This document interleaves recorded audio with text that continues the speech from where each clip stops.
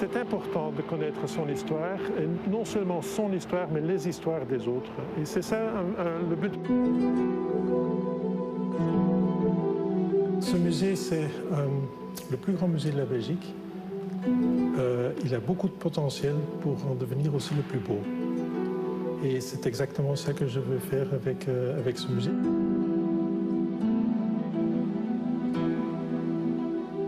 Pour moi, c'est vraiment, honnêtement, c'est une grande découverte. C'est une découverte et ce que j'aime le plus, c'est vraiment ce côté artistique et histoire qui vont ensemble. C'est le fameux l'oreille cassée, mais son oreille n'est pas cassée, hein. Enfin, c'est Hergé qui l'a dessiné.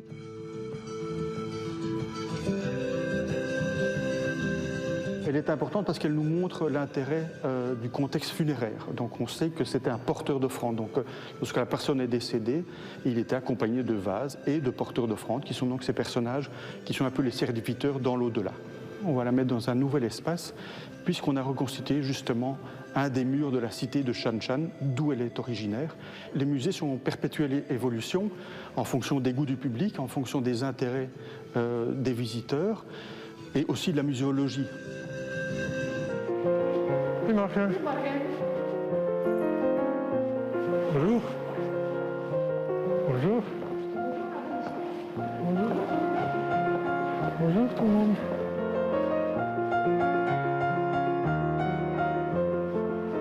Bonjour. Directeur de musée, c'est aussi des employés, c'est aussi être directeur des ressources humaines? Oui, certainement. Il y a à peu près 230 personnes qui travaillent dans le musée, dans les musées, hein, parce que c'est non seulement ici, c'est aussi le musée d'instruments de musique, la Porte Halle, des gardiens, des personnels d'accueil, beaucoup de techniciens, des conservateurs, des manipulateurs, des préparateurs des collections. Une équipe administrative, oui, c'est beaucoup.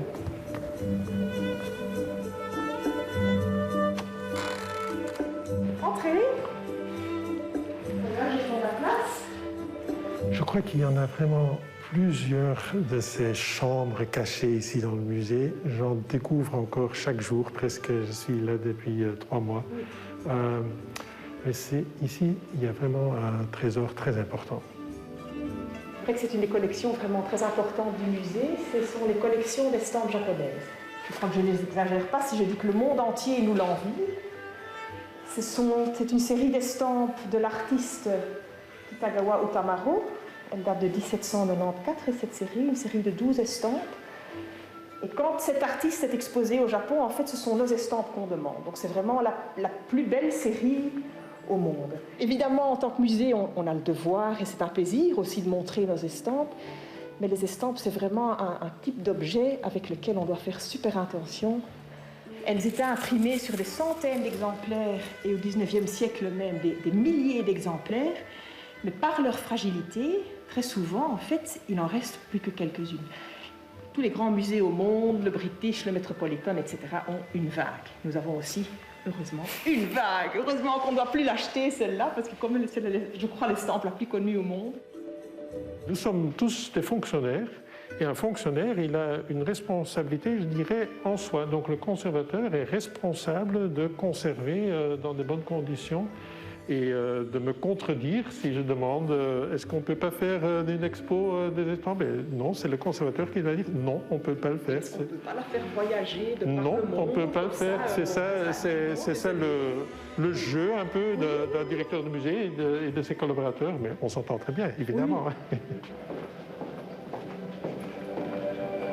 Tiens, on avait... J'avais demandé d'enlever ceci. Être directeur d'un musée, c'est vraiment avoir des responsabilités sur la recherche, sur l'éducation, sur le bien-être de la collection. Il faut savoir que le cœur du musée, c'est la collection. Et tout ce qui vient autour de ça, c'est la restauration des collections, la recherche sur la restauration, expliquer les restaurations, en faire des expositions. Donc c'est un travail très diversifié que j'aime beaucoup. La première fois que je suis venu ici, j'étais en même temps envahi par tout ce qui est dans ces musées comme objet. Il y a certainement la mosaïque d'Apamée. À côté de la mosaïque de l'Apamée, il y a une collection de petites pierres de marbre qui essaye d'expliquer combien de sortes de marbre il y en a. Et ça donne très très bien cet esprit scientifique, essayer de comprendre combien de sortes de marbre il y a pour expliquer la mosaïque. Rome était la plus grande ville au monde. Oh, je ne sais pas si c'est la plus grande ville au monde, mais en tout cas, c'était une ville extrêmement... Certainement en Europe. En Europe, oui. Et là, donc, on voit très bien un aqueduc. Hein? On voit l'aqueduc, oui, tout à fait, là-bas. La maquette est arrivée au début des années 50, ici dans le musée, mais donc c'est une copie d'une maquette de Rome qui a été réalisée par Paul Bigot, qui est un architecte français. Et il a travaillé sur sa maquette pendant jusqu'à peu près dans les années 30. Et au musée, on a voulu obtenir un exemplaire de cette maquette. Et donc en fait, il existe plusieurs exemplaires. Mais celui-ci, c'est le plus beau, non? C'est certainement le plus beau, si. Mon rôle, c'est véritablement d'être l'intermédiaire entre le public et les collections. Et donc, nous organisons des visites guidées, des ateliers créatifs, mais aussi des nocturnes, des activités pour les familles, et aussi tout un environnement didactique qui doit permettre au public de bien comprendre. C'est en tout cas un des rôles importants du musée, parce que c'est bien de conserver les objets, mais si on les conserve et que personne n'y a accès, ça n'a pas tellement de sens. Bon, voilà, on est dans la section Égypte. Et je vous propose de venir avec moi voir la grande bibliothèque Égyptologie, une des bibliothèques les plus importantes du monde pour l'égyptologie.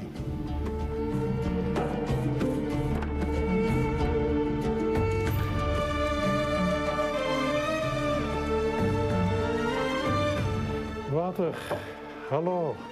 We zijn hier met de ploeg pour voir la bibliothèque d'égyptologie. Nous avons à peu près, je crois que c'est une estimation, à peu près 35 000 livres et quelques centaines de revues. Et la bibliothèque, oui, effectivement, elle est considérée comme une des plus importantes au monde entier. Bon, ça, c'est la célèbre description de l'Égypte qui a été publiée à l'issue de l'expédition de Napoléon Bonaparte en Égypte. Et donc c'est l'œuvre monumentale qui marque en fait le début de la vraie recherche scientifique en Égypte. Wow. Vous voyez la fleuve, le Nil, qui descend vers le sud, oui, et voilà, une sorte d'aperçu de tous les monuments qu'on peut visiter le long du Nil. D'avoir entre les mains un ouvrage qui a traversé les siècles, qu'est-ce que ça vous procure comme sensation? Ah, ça c'est le sentiment historique qu'on partage avec tous les chercheurs ici. Et c'est ça, c'est un grand avantage d'être si près des objets, de savoir que il y avait quelqu'un ou plusieurs personnes qui ont dessiné, qui ont écrit, qui ont imprimé ce livre il y a plus de 200 ans. Ça c'est... Oui, c'est le sentiment historique. Ouais. Et se dire que Napoléon l'a certainement feuilleté aussi? Peut-être, oui. Peut-être, on ne saurait jamais. C'est un vrai labyrinthe, ce musée? Oui, c'est vrai. Même après 3 mois, je ne trouve pas encore toujours, mais je suis rassuré par le fait que quand je demande au personnel qui travaille ici et qui parfois travaille 2-3 ans, qu'eux aussi ne retrouvent pas toujours le chemin. Donc heureusement, je peux demander aux gardiens, eux ils savent. Le problème c'est que quand je leur demande par où est-ce que je dois aller, ils me montrent toujours un autre chemin. Et donc c'est tellement difficile de se repérer. Vous savez, on a, je crois, 60 000 mètres carrés d'espace d'exposition. Et donc à cela, il faut encore ajouter les réserves et tout. C'est grand.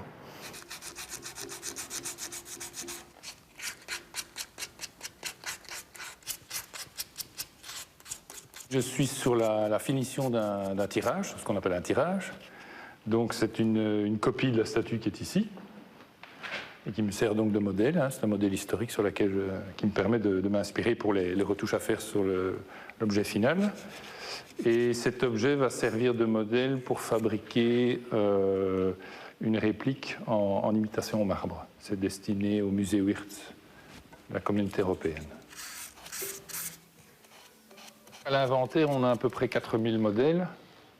On a estimé qu'on devait avoir, je vous dis c'est une estimation parce qu'on n'a pas eu l'occasion de les compter, mais on doit avoir aux alentours de 15 000 moules. Au départ, la collection ici, l'atelier était plutôt destiné à une production locale. C'était normalement pour alimenter le marché belge. Mais ce fait qu'avec Internet aujourd'hui, la collection étant en ligne, on a de plus en plus de commandes de l'étranger. Ça veut dire que par exemple, on peut avoir la Vénus de Milo dans son hall d'entrée? Si vous le souhaitez. Donc ça, c'est des pièces qui viennent de la salle Gilgamesh. Ça a des petites taches ici qui sont agressives pour les métaux, donc il faut traiter. Oui. Ici, ça c'est fort attaqué. Et c'est de l'oxydation? Oui, c'est des chlorures, donc oui, oxydation. Oui. Ça fait quand même 22 ans que j'exerce, entre guillemets. Moi, ça m'a plu tout de suite parce qu'on a des pièces magnifiques en plus au musée. Je vais vous parler du Sphinx, un mystérieux qui est un des chefs-d'œuvre du musée.